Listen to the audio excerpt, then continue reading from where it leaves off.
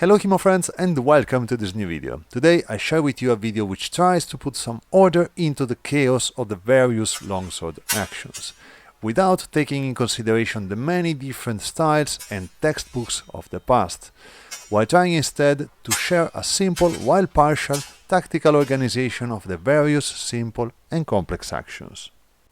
The first action is, of course, the simple attack. Every action, be it simple or complex, ends with one of those, or at least it tries to do it.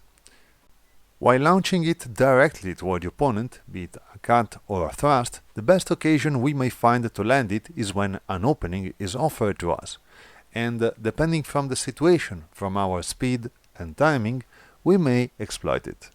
Being on the other side in this situation is of course also possible. In this case, the fencer shows a quadrant where he hopes to be attacked, an invitation, ready to defend with a parry and answer back with a riposte of its own, be it a cut or a thrust, a pommel strike or whatever.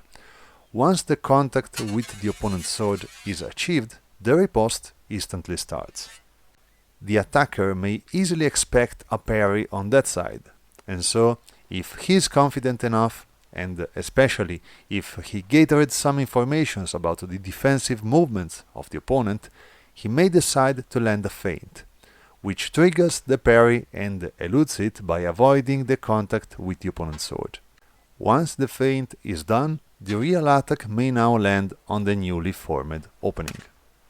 The defender cannot know if a simple attack or a feint is coming from the opponent, and so the safest choice is to gain some space, which means time, by moving backward on his parry. Thanks to this movement backward, he now has the chance to defend from the real attack if he ends up getting fooled by the feint. This whole chain of options and counters starts differently if our hypothetical defender holds the weapon online instead of inviting the opponent. This time, the attacker has to displace the weapon first, to then land his own attack. He can do it either with a binding action or with a beat. In this case, after a fast beat to displace the blade, the attacker lands his attack in the newly formed opening.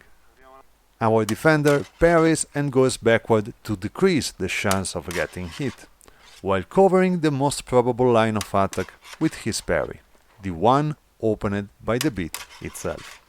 Once the defender makes contact with the opponent's blade, he now knows that he can land his own riposte. But in this case, the attacker knows by previous observation and good tracking that the defender instantly answers with a fast parrying riposte after the beat.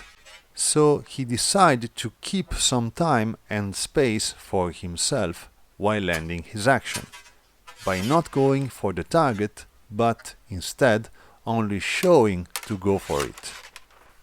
Once the defensive scheme is triggered, by having enough time to observe the reaction, the attacker lands his own parrying riposte on the opponent's riposte.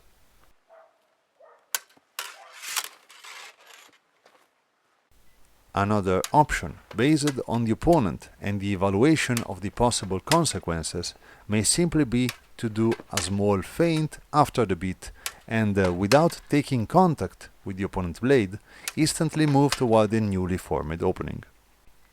Sometimes this may work even without feinting, as the most common reaction to a beat is to close the contested line. Very good people, we are at the end of this little compendium of ideas. I will do another episode of this at some point, especially if you found this useful in some ways. By the way, give a look to the video description. You may find some interesting links, such as my girlfriend Elisa Redbubble shop, where you will find some HEMA themed designs which you may like. And of course, if you want to support me, my Patreon page, where you can find a ton of exclusive videos and articles which I made in the last 4 years. Thanks for watching people, and as always, see you next time.